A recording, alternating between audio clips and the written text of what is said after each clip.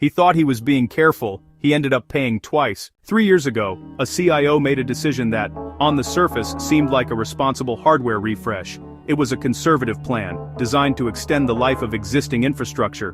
Budgets were incredibly tight, and the board was demanding more direct control over every major expenditure. They saw big capital investments as a risk they weren't willing to take.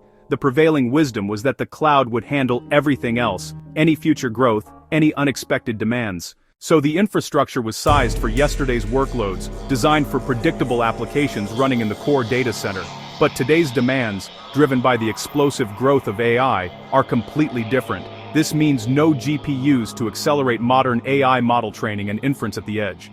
Limited NVMe creates crippling storage bottlenecks, and the access networks built for north-south traffic that no longer exists are now a major choke point. At first, everything worked. Then AI co-pilots rolled out. Real-time analytics became mandatory. Security needed local inspection, not cloud round trips. The software moved forward, the hardware didn't. AI security tools assumed acceleration. Endpoints throttled. Networks became the bottleneck. To support the new AI-powered applications he'd already paid for, the CIO was forced into a costly hardware refresh. He had to replace servers, networks, and endpoints.